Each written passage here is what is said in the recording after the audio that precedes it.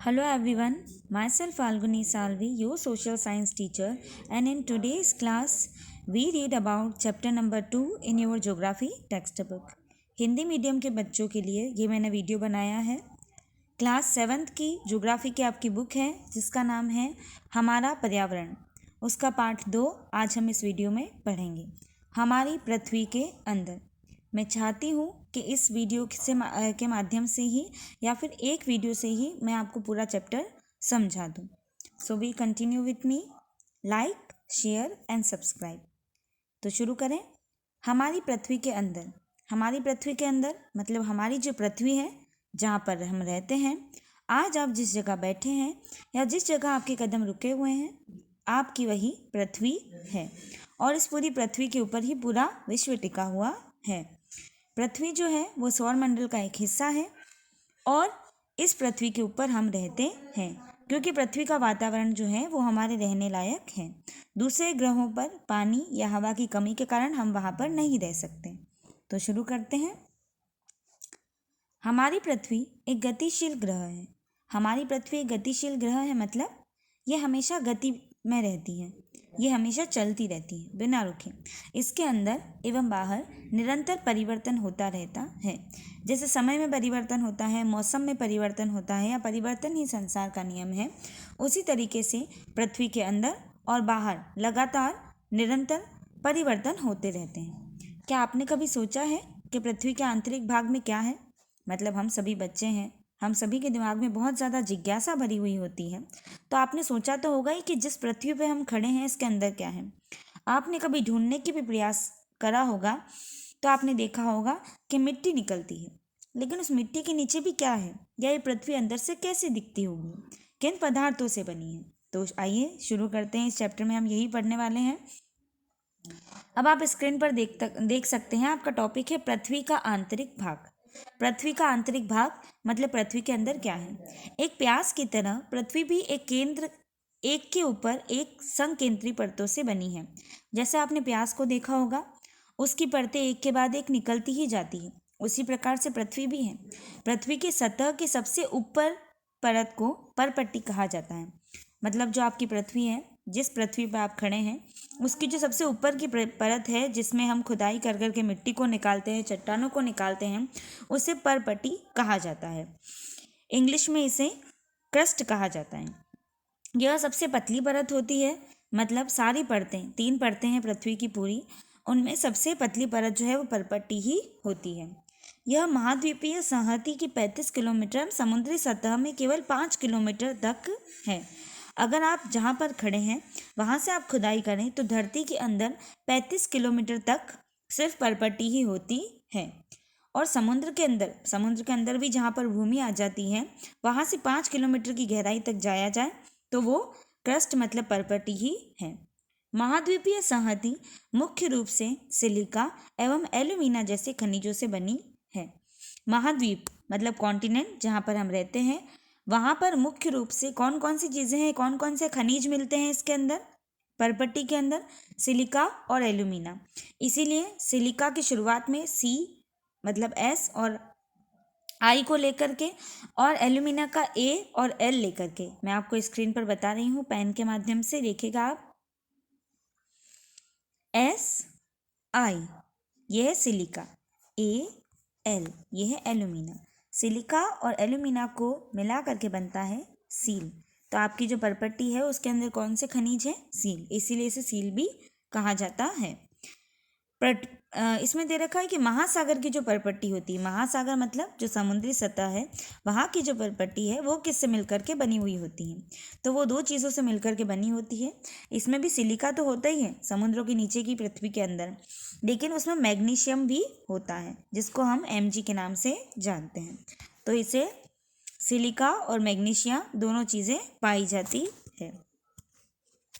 इसके बाद हम देख सकते हैं आगे, परपट्टी के ठीक नीचे मेंटल होता है।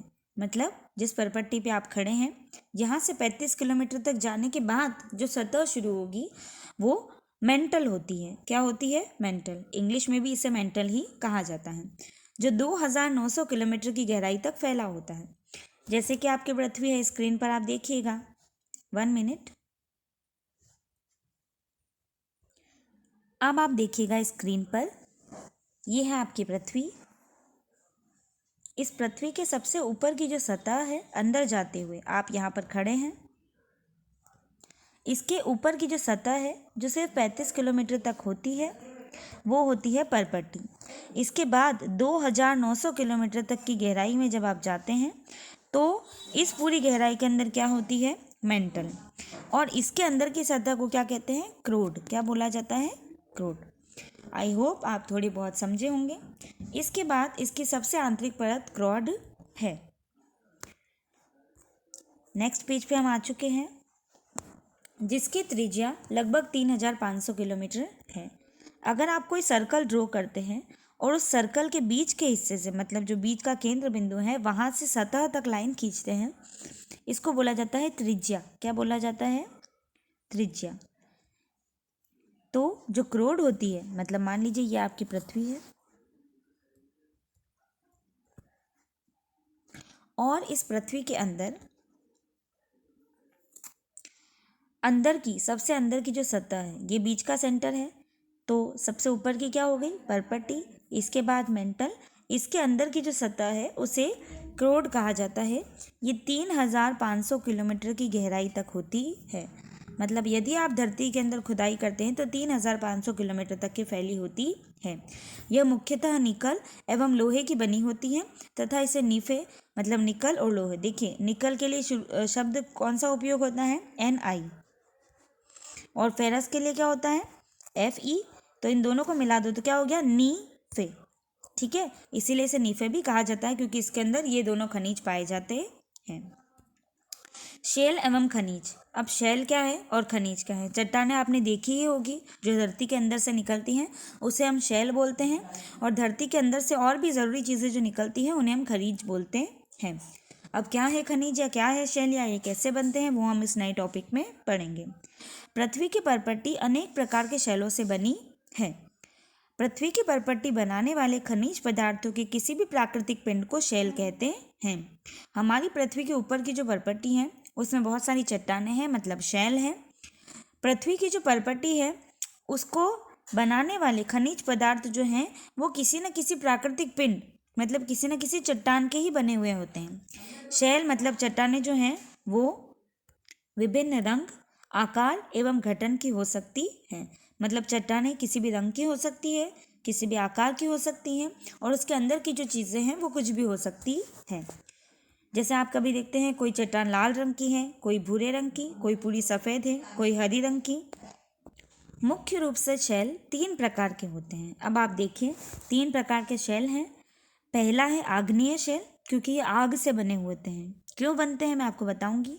अगला है अवसादी शैल और अगला है कायांतरित। तीनों के नाम से ही आप समझिएगा, लेकिन सबसे पहले रीडिंग लगाना बहुत ज़्यादा ज़रूरी है ताकि हमें पता चले कि इस टॉपिक में क्या दे रखा है, फिर मैं आपको आगे बताऊंगी। तो पढ़ लेते हैं हम। द्रवित मैग्मा ठंडा होकर ठोस हो जाता है। मतलब वो मैग्मा जो गीला होता है धरती के अंदर। अब आप सोचेंगे मैग्मा क्या होता है, पढ़ लेते हैं पहले फिर बताती हूँ। इस प्रकार बने शैल को आग्नेय शैल कहते हैं। इन्हें प्राथमिक शैल भी कहते हैं। आग्नेय शैल 2 प्रकार के होते हैं, अंतर्भेदी शैल और बहिर्भेदी शैल। क्या आप ज्वालामुखी से निकलने वाले लावा की कल्पना कर सकते हैं। अब मैं आपको स्क्रीन पर बताती हूँ, मेरे सामने देखिएगा। ये है ज्वालामुखी। क्या है, ज्वालामुखी। आपने ज्वालामुखी तो देखी होगी, एक पहाड़ के रूप की होती है। पहाड़ क्यों बनता है वो भी बताऊंगी आपको। पृथ्वी की जो परपट्टी होती है या इसके अंदर की जो मेंटल और कोर होती हैं, जब आप धरती के अंदर जाते हैं तो टेम्परेचर बढ़ता है, मतलब तापमान बढ़ता है। क्या बढ़ता है, तापमान। तापमान में बढ़ोतरी होने के साथ ही हर चीज़ पिघलती जाती है। तो पिघलने के कारण धरती के अंदर जो गर्मी होती है उससे जो खनिज हैं, जो चट्टानें हैं, वो पिघले हुए रूप में रहती हैं। इसके बाद जब टेम्परेचर बहुत ज़्यादा बढ़ जाता है या धरती के अंदर कुछ डिस्टर्बेंस होते हैं तो इस मुख के द्वारा जो धरती के अंदर पूरी गर्म चीज़ें हैं वो बाहर निकलती हैं। बाहर जो निकलती है उसे हम क्या बोलते हैं, लावा। क्या बोलते हैं, लावा। और जो अंदर होती है उसे हम क्या बोलते हैं, मैग्मा। क्या बोलते हैं, मैग्मा। तो जब चट्टानें पिघले हुए रूप में होती हैं या पिघले शैल के रूप में होती है धरती के अंदर, और जब वो बाहर निकलती हैं तब उसे हम लावा बोलते हैं, और अंदर रहने पर उसे मैग्मा कहा जाता है। यही लावा जब बाहर धरती की सतह पर आ जाता है सतह पर आते हुए यह लावा धीरे धीरे जो है वो ठोस के रूप में बदलने लग जाता है। जैसे आपने मोमबत्ती को देखा होगा, पिघल के जब उसकी बूंद रूम टेम्परेचर पर या सामान्य तापमान पर आती है तो वो जम जाती है। उसी तरीके से ये जो गरम गरम लावा बाहर आता है, इसका टेम्परेचर बहुत ज़्यादा होता है, तापमान बहुत ज़्यादा होता है। ये ठंडा होने के बाद एक चट्टान का रूप ले लेता है और इस चट्टान को ही आग्नेय शैल कहा जाता है। और क्योंकि यह आग से मिलकर के बनी है, इसे प्राथमिक शैल भी कहा जाता है, क्योंकि सबसे शुरुआत में यही बनती है। इसके बाद दूसरी शैल आती है सेडिमेंट्री। सेडिमेंट्री शेल का क्या मतलब है? ऐसी शेल्स जो किसी न किसी चट्टान के टूटने से, मान लीजिए कि बारिश हो रही है और बारिश के कारण जो पर्वत हैं वहाँ से पत्थर जो हैं वो टूट करके नीचे गिर रहे हैं। ठीक है, गिरने के कारण जब समय के साथ साथ वो धीरे धीरे जमा होने लग जाएंगे टुकड़े, तो वो चट्टानों का रूप ले लेंगे। किसका रूप ले लेंगे? चट्टानों का। उस चट्टान को बोला जाता है सेडिमेंट्री रॉक या फिर अवसादी शेल। इसके बाद तीसरे नंबर पर जो आते हैं वो है कायांतरित। नाम से ही पता पड़ रहा है जिसकी काया को बदल दिया जाए। मतलब जब आग्नेय और अवसादी चट्टानों पर समय का दबाव पड़ता है या समय के साथ साथ ये खुद अपने आप में ही बदल जाती हैं और कायांतरित शेल बन जाती हैं। तो पहला लावा से मिलकर बनती है, दूसरा दूसरी चट्टानों के टूटे हुए कण से लाखों सालों में बनती हैं, तीसरी तरीके की जो आपकी शेल है वो कायांतरित शेल है जो इन दोनों में बदलाव होने के कारण बनती है। इसके बाद हम पढ़ लेते हैं, वास्तव में आग की तरह लाल द्रवित मैग्मा ही लावा है। वास्तव में जो आग की तरह लाल द्रवित मैग्मा आपको दिखता है ज्वालामुखी के अंदर, वही लावा है। पृथ्वी के अंदर जब ये ठंडा हो जाए और चट्टान का रूप ले ले तो इसे अंतर्भेदी शेल कहा जाता है। और पृथ्वी के बाहर निकलकर जब ये ठंडा होकर के लावा का रूप बन के फिर ठंडा होता है तो इसे बहिर्भेदी शेल कहा जाता है। बहिर्भेदी शेल जो होता है यह बेसाल्ट से मिलकर के, मतलब हम कह सकते हैं कि बेसाल्ट जो है वो इसी का एक रूप है। बेसाल्ट एक तरीके की शेल है जो बहिर्भेदी शेल में आती है। दक्कन के पठार पे बहुत सारी बेसाल्ट शेलें आपको देखने को मिल जाएगी। दक्कन का पठार कहाँ है ये आप कभी दूसरे चैप्टर में या फिर मेरे किसी वीडियो में आप देखिएगा, क्योंकि मैं उसे भी समझाने वाली हूँ। इसके बाद हम चलते हैं नेक्स्ट पेज पर। शेल लुढ़क कर, चटक कर या एक दूसरे से टकराकर छोटे छोटे टुकड़ों में टूट जाते हैं। इन छोटे कणों को अवसाद कहते हैं। यह अवसाद हवा, जल किसी भी के भी कारण एक से दूसरे स्थान पर पहुंचकर जमा कर दिए जाते हैं। और ये अदृढ़ अवसाद, मतलब जिनको हटाया न जाए, तो ये एक दूसरे पर दब दब करके कठोर हो जाते हैं और कठोर होने के कारण ये एक दूसरे में मिल जाते हैं और एक ठोस का रूप ले लेते हैं। और उस ठोस से जो चट्टान बनती है उसे अवसादी शेल कहा जाता है। जैसे बलुआ पत्थर रेत के दानों से बनता है। इन शैलों में पौधों, जानवरों, अन्य सूक्ष्म जीवाणु जो कभी इन शैल पर रहे हैं के जीवाश्म भी होते हैं। जीवाश्म किससे बोलते हैं? मान लीजिए कि कोई जानवर है, वो इन चट्टानों के बीच में दब गया, तो समय के साथ साथ उसकी जो हड्डियां होती हैं, उसके जो भी शरीर के कण हैं वो इसी में रह जाते हैं। इसीलिए जीवाश्म से मिलकर भी ये बनती हैं। आग्नेय और अवसादी शेल उच्च ताप, मतलब समय के साथ साथ जब टेम्परेचर बढ़ता है या दाब बढ़ता है तो ये कायांतरित शेलों में परिवर्तित हो जाती हैं। उदाहरण के लिए चिकनी मिट्टी स्लेट में एवं चूना पत्थर संगमरमर में परिवर्तित हो जाता है। मतलब चिकनी मिट्टी जो है वो स्लेट नाम के पत्थर में बदल जाती है और चूने का जो पत्थर है वो समय के साथ साथ मार्बल में बदल जाता है, जिसे संगमरमर भी कहा जाता है। अब आप जानते हैं चूना कैसा दिखता है और मार्बल कैसा दिखता है, लेकिन ये समय का ही खेल है। इसके बाद हम तीसरे पेज पर आ चुके हैं। शेल हमारे लिए बहुत उपयोगी है, ये उपयोग दे रखे हैं। कठोर शेलों का प्रयोग सड़क, अब आप इन मेन इंपॉर्टेंस लाइन पर जो है टिक मार्क कर सकते हैं। कठोर शेलों का उपयोग सड़क, घर एवं इमारत बनाने के लिए किया जाता है। आप पत्थरों का उपयोग कई खेलों में करते हैं। उदाहरण के लिए 7 पत्थर, जिसे पिट्ठू खेल कहा जाता है, चिबड्डी, स्टापू, किटकिट, 5 पत्थर, गिट्टी, इन सभी पत्थरों से भी आप खेल खेले होंगे। आप अपने दादा दादी, माता पिता, पड़ोसियों आदि से पूछकर कुछ अन्य खेलों की भी जानकारी प्राप्त कर सकते हैं। अब हम आगे बढ़ते हैं। आओ कुछ करके सीखें। आप आगे देख सकते हैं कि आपको 2 बड़े बड़े स्मारक बता रखे हैं। अनेक स्मारकों के चित्र एकत्रित कीजिए तथा पता कीजिए कि वे किन शैलों से बने हैं। 2 चित्र आपके लिए एकत्रित किए गए हैं। पहला चित्र हमें दिख रहा है लाल किले का, जो कि दिल्ली में स्थित है। इसे शाहजहाँ ने बनवाया था। दूसरा भी किसका है? ताजमहल का। हम सभी जानते हैं ताजमहल आगरा में, और इसे भी शाहजहाँ ने ही बनवाया था, और शाहजहाँ एक मुगल सुल्तान था। अब हम चलते हैं अगले पेज पर। आपको जानकर आश्चर्य होगा कि किन्हीं निश्चित दशाओं में एक प्रकार की शेल चक्रीय तरीके से एक दूसरे में परिवर्तित हो जाती है। एक शेल से दूसरे शेल में परिवर्तित होने की इस क्रिया को शेल चक्र कहा जाता है। जैसे बारिश का चक्र होता है, बारिश आती है, नदी तालाब जो है उससे पूरे भरा जाते हैं। इसके बाद सर्दी होती है, उसके बाद बारिश में यही समुद्रों का जल जो है वो भाप के रूप में बन करके बादल बनता है, और उसी बादल से वापस से बारिश होती है, और यह चक्र चलता जाता है। तो कोई भी चीज़ जो है वो चक्र से बनती है। वैसे ही चट्टानों के बनने का जो चक्र है उसे शैल चक्र कहा जाता है, क्योंकि शैल बनती है, शैल चक्र कहते हैं। अब आप जैसा कि आपकी स्क्रीन पर देखेंगे,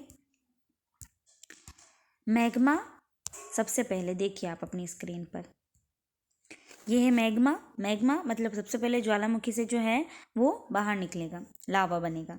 इसके बाद ये बाहर निकलने के बाद आग्नेय शेल का रूप लेगा।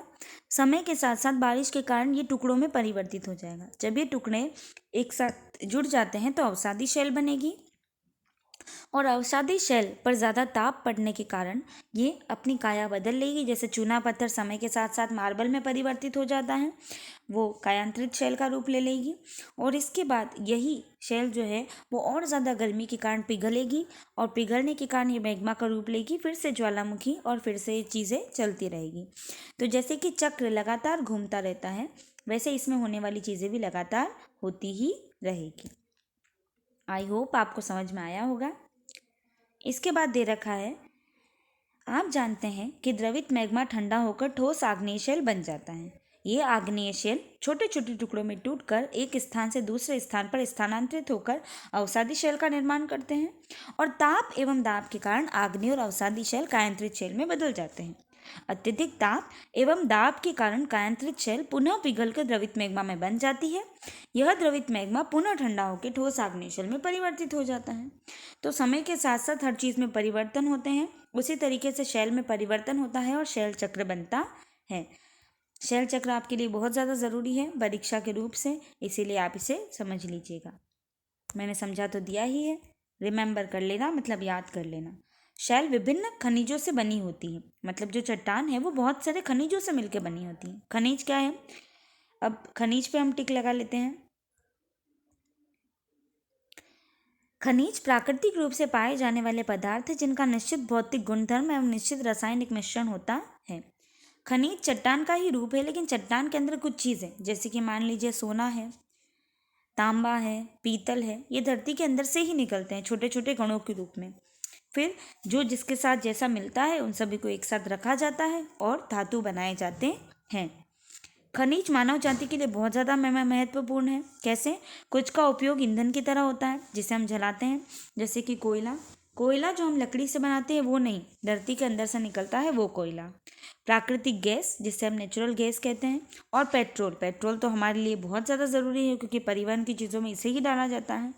उनका उपयोग उद्योगों, औषधि मतलब दवाइयों के लिए, उर्वरक जो कि हम पेड़ पौधों में डालते हैं के लिए भी होता है, जैसे कि लोहा, एल्यूमिनियम, सोना, यूरेनियम आदि।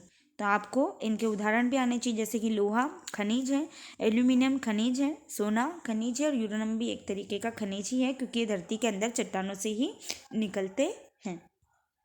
तो ये हमारा पूरा चैप्टर कंप्लीट हो चुका है। अब आई होप कि मैं नेक्स्ट वीडियो बनाऊं और इसमें आपके क्वेश्चन आंसर भी टिक लगवाऊं। मेरा मानना ये है कि सामाजिक विज्ञान के लिए आपको कोई भी गाइड लाने की ज़रूरत नहीं है। बाज़ार में बहुत ज़्यादा गाइड्स हैं, लेकिन मेरा मानना है कि गाइड सिर्फ हिंदी, इंग्लिश की ही होनी चाहिए। संस्कृत के लिए भी इतनी कोई ज़रूरी नहीं है, जो आप क्लास में पढ़ते हैं वही ज़रूरी है। तो कभी भी आप गाइड लाएं तो सामाजिक विज्ञान की भूल कर भी न लाएं। इसके टिक जो हैं वो आपके चैप्टर में ही लग जाते हैं और बहुत अच्छी तरीके के आंसर आपको मिलते हैं, और आप ढूंढेंगे तो आपको लर्न भी हो जाएंगे। ठीक है स्टूडेंट्स, ओके, थैंक यू। अगर आपको अच्छा लगा हो तो सब्सक्राइब ज़रूर करें।